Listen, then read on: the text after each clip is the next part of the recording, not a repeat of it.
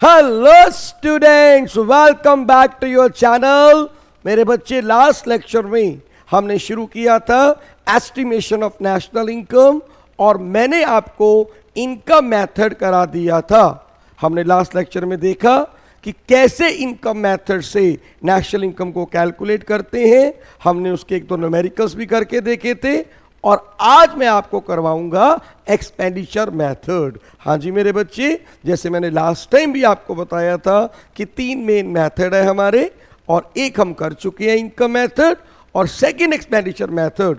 Without wasting time आइए शुरू करते हैं।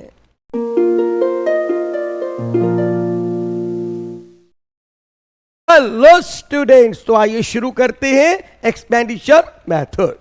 मेरे बच्चे, सबसे पहले समझ लीजिए एक्सपेंडिचर मेथड के दो और नाम भी होते हैं। इसको इनकम डिस्पोजेबल मेथड भी कहते हैं और कंजप्शन एंड इन्वेस्टमेंट मेथड भी कहते हैं। तो ये दो नाम आपको पता होना चाहिए, ये नहीं कि पेपर में किसी और नाम से क्वेश्चन आ जाए और हमें पता ही ना हो। अब मेरे बच्चे, एक्सपेंडिचर मेथड का लॉजिक क्या है? देखो, एक्सपेंडिचर मेथड का लॉजिक ये है कि एक इकॉनमी के अंदर जितने भी खर्चे हो रहे हैं उन सब खर्चों को सम कर लो, आपको क्या मिल जाएगा? GDP MP. देखो बात समझो, ये इस कंसेप्ट के ऊपर बेस्ड है कि one man expenditure is other man's income. एक बंदे का जो खर्चा होता है वो दूसरे बंदे की इनकम होती है। जैसे कि आप देखो, अब सपोज करो आप लोग मेरे से ट्यूशन पढ़ते हैं, ठीक है? आप मेरे को जो ट्यूशन फीस देंगे आपके लिए क्या है? वो एक्सपेंडिचर, और मेरे लिए क्या है? वो इनकम। तो ये कंसेप्ट यही है कि एक इकॉनमी के अंदर एक साल में जितने भी खर्चे हुए सारे खर्चों को सम कर दो, आपको क्या मिल जाएगा? GDP MP. तो इस कंसेप्ट के ऊपर ये बेस्ड है। तो आइए शुरू करते हैं इस मेथड को। सबसे पहले इसमें स्टेप है to identify the unit incurring final expenditure. आप उन यूनिट्स को फाइंड आउट करो जो इकॉनमी के अंदर फाइनल एक्सपेंडिचर कर रहे हैं। और यहां पे हम लोग क्या करते हैं? चार पार्ट में इनको डिवाइड करते हैं। मेरे बच्चे, इकॉनमी के अंदर चार सेक्टर हैं जो फाइनल एक्सपेंडिचर करते हैं। सबसे पहले हाउस होल्ड सेक्टर, जिसमें हम लोग आ जाते हैं, जो बाकी सेक्टर को क्या प्रोवाइड करते हैं? अपने फैक्टर्स ऑफ प्रोडक्शन। और मेनली हम कौन सा खर्चा कर रहे होते हैं? हम कर रहे होते हैं कंजप्शन एक्सपेंडिचर। दूसरा मेरे बच्चे यहां पे आता है, that is the production sector, business sector. और ये लोग बेसिकली कौन सा खर्चा करते हैं? इन्वेस्टमेंट एक्सपेंडिचर, जो कैपिटल गुड्स के ऊपर होता है। तो ये कौन कर रहा है खर्चा? मेरे बच्चे, बिजनेस सेक्टर। और तीसरा इकोनॉमी के अंदर आता है गवर्नमेंट सेक्टर। तो गवर्नमेंट सेक्टर जो खर्चा करती है हम उसे टेक्निकली क्या बोल देते हैं? Government expenditure. और गवर्नमेंट मेरे बच्चे कंज्यूमर गुड्स पे भी खर्चा करती है और कैपिटल गुड्स पे भी करती है। ये दोनों तरह के खर्चे होते हैं गवर्नमेंट के, कंजप्शन एक्सपेंडिचर भी है और इन्वेस्टमेंट एक्सपेंडिचर भी है। और तीसरा आता है मेरे बच्चे rest of the world sector. मेरी इकॉनमी को छोड़ के जितनी भी कंट्रीज हैं मेरे लिए क्या होता है? वो rest of the world sector. और वो जो खर्चा करती हैं उन्हें हम टेक्निकली बोल देते हैं net export, export minus import. तो मेरे बच्चे, हमने सबसे पहले ये देखा कि कौन कौन से यूनिट हैं जो फाइनल एक्सपेंडिचर करते हैं। तो चार यूनिट हमें पता लग गए। कौन कौन से? House hold sector, business sector, government sector, rest of the world sector. अब फिर आता है step number 2, classification of final expenditure. इस स्टेप में हम ये देखेंगे कि भैया फाइनल एक्सपेंडिचर कितनी तरह का है। तो सबसे पहले मेरे बच्चे आता है फाइनल कंजप्शन एक्सपेंडिचर। हम देख रहे हैं फाइनल एक्सपेंडिचर कितनी तरह का हो रहा है। तो सबसे पहले बात करेंगे फाइनल कंजप्शन एक्सपेंडिचर, जो किसके ऊपर हो रहा है? कंज्यूमर गुड्स के ऊपर। और ये खर्चा कौन कर रहा है? दो सेक्टर, या तो प्राइवेट सेक्टर कर रहा है प्राइवेट फाइनल कंजप्शन एक्सपेंडिचर, या गवर्नमेंट कर रही है गवर्नमेंट फाइनल कंजप्शन एक्सपेंडिचर। दूसरा जो एक्सपेंडिचर होता है वो होता है कैपिटल गुड्स पे। उसको हम क्या बोल देते हैं? Gross domestic capital formation. यानी जो खर्चा कैपिटल गुड्स पे हो रहा है हम उसे क्या बोलेंगे? Gross domestic capital formation. और इसको फर्दर हम दो पार्ट में डिवाइड करते हैं, gross domestic fixed capital formation and change in stock. Gross domestic fixed capital formation का मतलब है कि जो हम फिक्स कैपिटल के ऊपर खर्चा कर रहे हैं that is gross domestic fixed capital formation. और जो हमारा इन्वेंट्रीज में चेंज आ रहा है उसको क्या बोलते हैं हम, चेंज इन स्टॉक। और ये क्या होता है बेसिकली, इन्वेंट्री इन्वेस्टमेंट। ये क्या होता है हमारा, इन्वेंट्री इन्वेस्टमेंट। ये भी इन्वेस्टमेंट एक्सपेंडिचर है, इसको क्या बोलते हैं, इन्वेंट्री इन्वेस्टमेंट, जो हमारा चेंज इन स्टॉक हो रहा है। यानी कि पहला खर्चा किस पे हुआ, कंज्यूमर गुड्स पे। फाइनल कंजप्शन एक्सपेंडिचर कौन कर रहे हैं, private sector, private final consumption expenditure.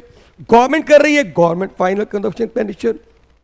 दूसरा खर्चा हो रहा है कैपिटल गुड्स पे, जो इन्वेस्टमेंट हो रही है कैपिटल फॉर्मेशन के लिए हो रहा है। तो पहला खर्चा किस पे किया गया, फिक्स कैपिटल पे, gross domestic fixed capital formation.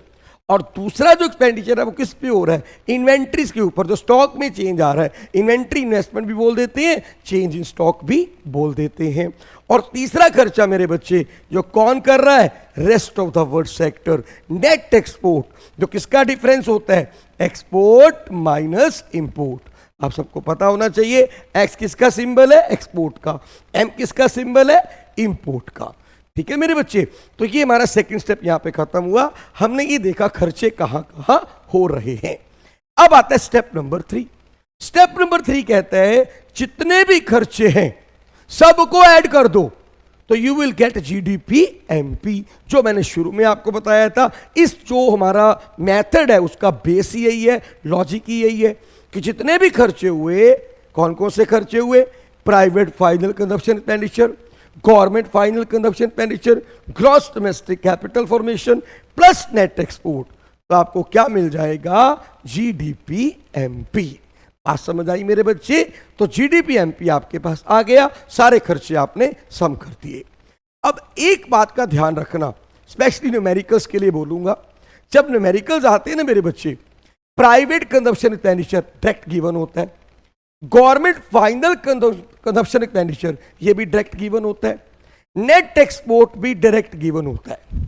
Teacher हमेशा आपको जो परेशान करेगा वो यहां करेगा, gross domestic capital formation.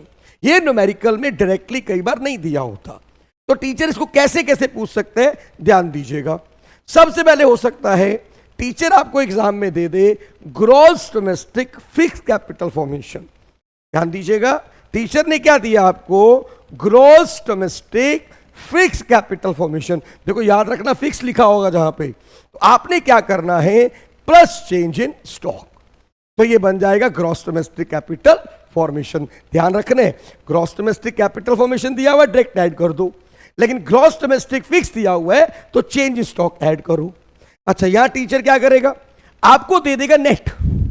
Teacher ने क्या दे दिया आपको, नेट डोमेस्टिक कैपिटल फॉर्मेशन, और आपको क्या चाहिए बेटा, टीचर ने दे दिया नेट, आपको चाहिए ग्रॉस, तो अब आप इसमें ऐड करोगे प्लस डेप्रिसिएशन, क्योंकि नेट से ग्रॉस में जाना है तो प्लस डेप्रिसिएशन। बेटा ध्यान रखना, नहीं तो न्यूमेरिकल गलत हो जाएगा, यहीं फंसाएगा टीचर तुम्हें, और कहीं नहीं फंसाने वाला। क्लियर हो गया यहां तक। फिर उसके बाद टीचर क्या करेगा, मान लीजिए टीचर को और आपसे प्यार आ गया, आता है टीचर को बहुत प्यार आ जाता है, और गाना गाएगा, आज फिर तुझ पे प्यार आया है। तो जब बहुत ज्यादा प्यार आएगा ना टीचर को, तो टीचर ये काम करेगा। पर टीचर ने दे दिया net domestic fixed capital formation, भैया नेट भी दे दिया और यहां पे फिक्स भी दे दिया। अब आपने दिमाग यूज करना है, भैया हमें चाहिए ग्रॉस, हमें चाहिए ग्रॉस डोमेस्टिक, फिक्स नहीं चाहिए। तो पहले बेटा नेट से ग्रॉस में जाना है तो प्लस डेप्रिसिएशन करो, और फिक्स दिया हुआ है तो प्लस चेंज इन स्टॉक करो। याद रखना, जहां पे फिक्स कैपिटल फॉर्मेशन आएगा चेंज इन स्टॉक ऐड करेंगे, नेट आएगा तो डेप्रिसिएशन ऐड करेंगे। अब टीचर को आप पे बहुत ही ज्यादा प्यार आ रहा है, इतना प्यार आ रहा है पूछो ही मत। टीचर ने कहा भैया सारा प्यार तुम्हारे पे ढेल दूंगा, तो टीचर क्या करेगा भैया, तुम्हें ऐसा फंसाएगा कि तुम्हें नानी याद आ जाएगी, कुछ और नहीं याद आएगा। लेकिन याद रखना, अगर ये कंसेप्ट याद रहा फिर तुम टीचर की नानी याद करा दोगे, पक्का बता रहा हूं। अब देखो क्या होने वाला है, ये हमें समझ आ गया। पहले टीचर ने क्या किया, ग्रॉस डोमेस्टिक फिक्स दे दिया, फिर नेट डोमेस्टिक दे दिया, नेट डोमेस्टिक फिक्स दे दिया। अब टीचर कई बार क्या करता है बेटा, ये दे देता है। अब ये क्या है सर टीचर ने क्या किया, gross domestic fixed capital formation के कंपोनेंट दे दिए। जो gross domestic fixed capital formation होती है, यानी जो खर्चा हम फिक्स कैपिटल पे करते हैं, उसको हम 3 पार्ट में डिवाइड करते हैं। सबसे पहले होता है ग्रॉस बिजनेस फिक्स इन्वेस्टमेंट। अब बिजनेसमैन होते हैं ना, बहुत सारे फिक्स इन्वेस्टमेंट करते हैं, फिक्स एसेट्स के ऊपर, बिल्डिंग पे खर्चा कर रहे हैं, ठीक है, मशीनरी के ऊपर खर्चा कर रहे हैं, तो ये क्या है? Gross business fix investment. इसी तरह ग्रॉस रेजिडेंशियल कंस्ट्रक्शन इन्वेस्टमेंट, हम लोग अपने घरों पे खर्चा करते हैं, बिल्डिंग्स पे खर्चा करते हैं, तो ये क्या होता है? ये भी फिक्स इन्वेस्टमेंट होता है, ग्रॉस रेजिडेंशियल कंस्ट्रक्शन इन्वेस्टमेंट। और इसी तरह गवर्नमेंट भी फिक्स इन्वेस्टमेंट करती है, जब बोलते हैं ग्रॉस पब्लिक इन्वेस्टमेंट। सरकार डैम्स बना रही है, ब्रिजेस बना रही है, गवर्नमेंट स्कूल की बिल्डिंग्स बन रही है, गवर्नमेंट हॉस्पिटल की बिल्डिंग बन रही है, तो ये क्या है? ग्रॉस पब्लिक इन्वेस्टमेंट, फिक्स है ये भी। तो यानी कि बेसिकली ये जो तीनों हैं, ये तीनों क्या हैं? Gross domestic fixed capital formation के पार्ट। तो टीचर कई बार ये 3 दे देगा और आप परेशान, क्या करूं? तो कुछ नहीं करना, तीनों को सम करो, gross domestic fixed capital formation मिल गया। और चेंज इन स्टॉक की जगह लिख देगा इन्वेंट्री इन्वेस्टमेंट। क्या होता है ये? अभी आपको बताया था, चेंज इन स्टॉक। तो यानी अब जब इन चारों को ऐड करोगे तो आपको मिलेगा ग्रॉस डोमेस्टिक कैपिटल फॉर्मेशन। तो आई थिंक समझ आ गया कि टीचर कैसे तुम्हें उलझा सकता है, और तुमने उलझना नहीं है, अच्छे से पेपर करके आना है। तो चलिए, अब इतनी बात समझ आ गई। हमारा स्टेप क्या था? हमने सारे एक्सपेंडिचर को सम किया और जीडीपी एमपी हमारे पास आ गया। बस बेटे लास्ट स्टेप है कैलकुलेशन ऑफ नेशनल इनकम। क्या करो? जीडीपी एमपी को कन्वर्ट कर दो नेशनल इनकम में। कन्वर्जन मैंने आपको बहुत अच्छे से पिछले लेक्चर्स में समझाया था। भैया ये क्या दिया हुआ है? ग्रॉस। हमें क्या चाहिए? नेट। तो माइनस डेप्रिसिएशन। ये क्या दिया? डोमेस्टिक। हमें क्या चाहिए? National plus NFIA। इधर क्या दिया? Market price. हमें क्या चाहिए? Factor cost. तो minus taxes, net indirect tax. तो ये आपने कन्वर्ट कर लिया, नेशनल इनकम कैलकुलेट हो गई। टफ है क्या? पता नहीं क्यों हवा बना रखा है आप लोगों ने। नेशनल इनकम बिल्कुल मुश्किल नहीं है, हम सिर्फ ढंग से उसको करते नहीं हैं, otherwise it is very simple. अब मेरे बच्चे आइए एक आधा हम न्यूमेरिकल भी करके देखते हैं, लेकिन उससे पहले कुछ प्रिकॉशंस। जब आप कभी भी नेशनल इनकम कैलकुलेट करेंगे बाय एक्सपेंडिचर मेथड, तो हमें कुछ प्रिकॉशंस लेनी है। नंबर 1, सेकेंड हैंड गुड के ऊपर अगर आप खर्चा कर रहे हैं तो आपने इसको इंक्लूड नहीं करना। बार बार याद रखेंगे, कोई भी खर्चा सेकेंड हैंड गुड पे किया हम उसे इंक्लूड नहीं करेंगे। फाइनेंशियल कैपिटल पे खर्चा कर रहे हो, शेयर्स पे, बॉन्ड्स पे, डिबेंचर्स पे, मेरे बच्चे इंक्लूड नहीं करना। ट्रांसफर पेमेंट में खर्चा किया, ओल्ड एज पेंशन पे, अनएम्प्लॉयमेंट अलाउंसेस पे, इसको भी इंक्लूड नहीं करना। इंटरमीडिएट गुड्स पे खर्चा किया, इसको भी इंक्लूड नहीं करना। एंड ऑन अकाउंट प्रोडक्शन, जो आपने खर्चा किया सेल्फ कंज्यूम गुड्स के ऊपर, इसको हम इंक्लूड करेंगे। और फाइनल गुड पे जो खर्चा है उसको भी इंक्लूड करना है। यहां पे लिखा नहीं हुआ, नोट कर लीजिए। जो एक्सपेंडिचर होता है किस पे? फाइनल गुड्स पे, उसको हमने इंक्लूड करना है, इंटरमीडिएट गुड्स को इंक्लूड नहीं करना। तो बेटा ये प्रिकॉशंस आपने लेनी है जब आप एक्सपेंडिचर मेथड से जाएंगे। स्क्रीनशॉट लेना तो उसका ले सकते हैं। अब मेरे बच्चे नेक्स्ट आता है न्यूमेरिकल्स। भाई न्यूमेरिकल अगर आ गया एक्सपेंडिचर मेथड का तो कैसे करेंगे? पता नहीं क्यों हवा बना रखा है आप लोगों ने, जबकि न्यूमेरिकल पार्ट नेशनल इनकम का इतना इजी है। 2-4 फॉर्मूले याद कर लो, कन्वर्जन तुम्हें आनी चाहिए, तो बेटा कुछ भी मुश्किल नहीं है। अब मेरी टिप याद रखना, जब मैंने इनकम मेथड कराया था मैंने क्या टिप दी थी? टीचर कुछ भी पूछे तुमने सबसे पहले क्या कैलकुलेट करना है? NDPFC। ऐसे ही याद रख लो, एक्सपेंडिचर मेथड आया, टीचर कुछ भी पूछे हम बाद में देखेंगे। यहां पे टीचर ने क्या पूछा है? GNP-MP, ये हम बाद में देखेंगे। हमें सबसे पहले क्या निकालना है? GDP-MP। और GDP-MP क्या? जितने भी खर्चे उन सबका सम। कौन से खर्चे थे? Private final consumption expenditure, government final consumption expenditure, gross domestic capital formation, plus मेरे बच्चे नेट एक्सपोर्ट। तो ये 4 चीजें आपने ऐड करनी है, GDP-MP मिल जाएगा। अब देखते हैं न्यूमेरिकल में क्या दिया हुआ है। प्राइवेट कंजप्शन एक्सपेंडिचर मैंने पहले ही बोला था डायरेक्ट दिया होता है। कितना दिया हुआ है ये? 400। तो चलिए यहां पे लिख देते हैं फिर मेरे बच्चे गवर्नमेंट फाइनल कंजम्पशन एक्सपेंडिचर, ये भी डायरेक्ट दिया हुआ है, 100 लिख दिया। ग्रॉस डोमेस्टिक कैपिटल फॉर्मेशन, अब देखो यहां पे क्या दिया है, यहां पे टीचर ने दिया नेट डोमेस्टिक। मैंने आपको उस दिन ही बताया था नेट दिया होगा तो क्या करना है, उसे ग्रॉस में कन्वर्ट करना है। तो यहां पे नेट डोमेस्टिक है 50, तो इसको आपको ग्रॉस में कन्वर्ट करने के लिए क्या करना पड़ेगा, डेप्रिसिएशन ऐड करना पड़ेगा। और याद रखिएगा कभी भी न्यूमेरिकल में डेप्रिसिएशन नहीं लिखा होता, क्या लिखा होते, कंजम्पशन ऑफ फिक्स कैपिटल। तो कितना दिया यहां पे 10, तो यानी कि नेट में आपने डेप्रिसिएशन ऐड करना है, तो ये क्या मिल गया, gross domestic capital formation. Plus मेरे बच्चे नेट एक्सपोर्ट, तो नेट एक्सपोर्ट डायरेक्ट दिया हुआ यहां पे 10, तो ये आपने ऐड कर लिया। प्राइवेट आ गया, गवर्नमेंट आ गया, ग्रॉस डोमेस्टिक कैपिटल का नेट प्लस डेप्रिसिएशन के साथ ये भी आ गया, प्लस आ गया। तो मेरे बच्चे ये आ गया 500, 560, 570 जीडीपीएमपी। अभी आप जीडीपीएमपी निकाला है, टीचर ने क्या पूछे, जीएनपीएमपी, तो बेटा बस उसे कन्वर्ट कर दो। नेशनल इनकम पूछा होता उसमें कन्वर्ट कर देते। अब जीडीपीएमपी पूछे, market price same, domestic to national plus NFIA, और ग्रॉस सेम, कोई चेंज नहीं आएगा।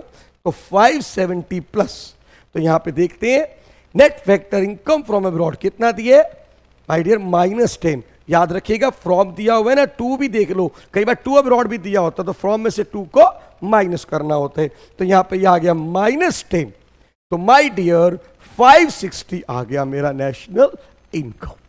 This is how to calculate numerical using expenditure method. मेरे बच्चे टफ नहीं है, सिर्फ आप लोग कोशिश नहीं कर रहे। कोशिश करोगे, इससे आसान कुछ है ही नहीं, वेरी सिंपल। चलो एक क्वेश्चन मैं और करके दिखाता हूं, आपको लगी पता नहीं सर ऐसे ही कही जा रहे हैं। देखो भाई क्वेश्चन हम और करेंगे एंड अगेन आपको पता लगेगा कितना आसान है। टीचर ने कहा calculate GNPFC by income method, expenditure method. खैर अभी हम एक्सपेंडिचर मेथड कर रहे हैं, तो मैंने क्या बोला, तुम्हें उसको देखना ही नहीं, तुम्हें निकालना है सबसे पहले जीडीपीएमपी।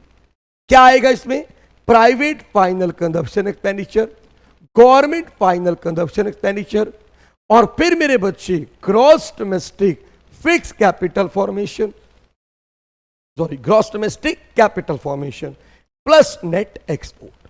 तो ये 4 चीजें इसमें आनी हैं। अब देखते हैं टीचर ने क्या दिया है। Private final consumption expenditure given है 240, गवर्नमेंट फाइनल कंजम्पशन एक्सपेंडिचर ये भी दिया है 150, ग्रॉस डोमेस्टिक कैपिटल नहीं दिया, क्या दिया हुआ है, फिक्स कैपिटल फॉर्मेशन। मेरे बच्चे जब फिक्स कैपिटल दिया तो मैंने क्या समझाया था आपको, इसमें ऐड करेंगे चेंज इन स्टॉक।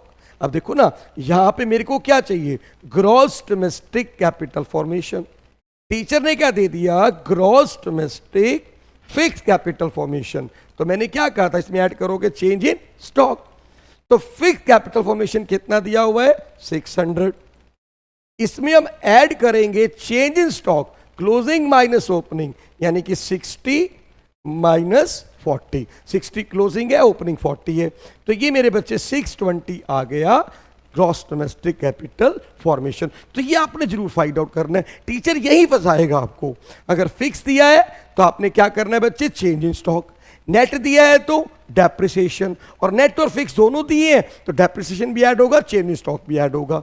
अब मेरे बच्चे इसको यहां पुट कर देते हैं, plus 620 and plus net export. Net export कितना होता है, एक्सपोर्ट माइनस इंपोर्ट।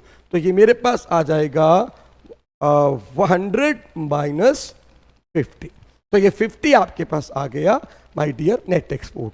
तो मैं इसको अगर सम करूंगा तो 240 प्लस 150 390, 390 प्लस 620 तो 1010 प्लस 50, तो यह आ गया 1060। ये जीडीपीएमपी आया बच्चे। अभी क्या आया, ये जीडीपीएमपी। आपने सारी वैल्यूज पुट कर दी, private consumption expenditure, government final consumption expenditure, gross domestic capital formation and net export यहां पे लिख दिया, तो ये 1060 आ गया जीडीपीएमपी। अब टीचर ने क्या पूछा आपसे, टीचर ने पूछा है जीएनपीएफसी। आप निकाल चुके हैं जीडीपीएमपी, तो कैलकुलेट कर लेते हैं। Market price to factor cost minus tax, domestic to national plus NFIA, और ग्रॉस क्रॉस सेम है, इसमें कोई चेंज नहीं आएगा। क्लियर बच्चे? दो चेंजेस है ना, मार्केट प्राइस से फैक्टर कॉस्ट तो डेक्स माइनस कर दिए, डोमेस्टिक से नेशनल प्लस NFY है। तो अब देखिए 1060 माइनस नेट इनडायरेक्ट टैक्स कितना दिया हुआ है 35, और फिर मेरे बच्चे NFY कितना दिए, my dear it is given 100, और देखो 2 भी दिया हुआ है, वेरी गुड। अब इस क्वेश्चन में दोनों चीजें हैं, फ्रॉम अब्रॉड टू अब्रॉड। तो मैंने अभी बताया ना, अगर नेट निकालना है तो क्या करोगे, फ्रॉम -2 यानी कि 100 -50, तो ये 50 आ जाएगा आपका क्या, net factor income from abroad. समझ आ रही है? 100 में से 50 माइनस करना पड़ेगा, ये फ्रॉम अब्रॉड भी दिए 2 भी दिए, तो 100 में से 50 गया, 50 आएगा NFYA। तो मेरे बच्चे नेट ये आ जाएगा 1060 में से हमारा पास 50 आ गए और 35 माइनस चले गए, तो ये 1075 is your answer. This is how to calculate national income using expenditure method. Clear everybody? तो आई होप समझ आ गया होगा अच्छे से। तो टफ नहीं है बच्चे, बस साथ साथ न्यूमेरिकल्स की प्रैक्टिस करें। आपके पास जो भी बुक है, चाहे TR जैन है, संदीप गर्ग है, उन बुक्स के पीछे बैक एक्सरसाइज होंगी, उन न्यूमेरिकल्स को अच्छे से करो। कोई डाउट आता है मेरे से पूछो, कमेंट बॉक्स में डालो, मैं ज़रूर बताऊंगा। इवन मेरे बच्चे, मैंने आपके लिए एक व्हाट्सएप चैनल बनाया है, ठीक है, आप उसको ज्वाइन करिए, उसका जो लिंक है वो डिस्क्रिप्शन में है, तो आप उसमें डायरेक्ट भी मेरे साथ इंटरेक्ट कर सकते हैं। आने वाले टाइम में नोट्स भी, असाइनमेंट्स भी, बहुत सारे टेस्ट मैं उस ग्रुप में आपके साथ शेयर करूंगा, तो आप उस ग्रुप को ज़रूर ज्वाइन करें। तो मेरे बच्चे बस इसी तरह लेक्चर को सुनते रहे, कोई लेक्चर मिस ना करें, और बहुत अच्छे से हम तैयारी करेंगे, एक एक चीज़ बड़े बढ़िया तरीके से करेंगे। और लेक्चर अगर अच्छे लग रहे हैं, अपने फ्रेंड के साथ जरूर शेयर करें, उनको भी बोलें, इसका फ़ायदा उठाएं। तो मिलते हैं ब्रेक के बाद।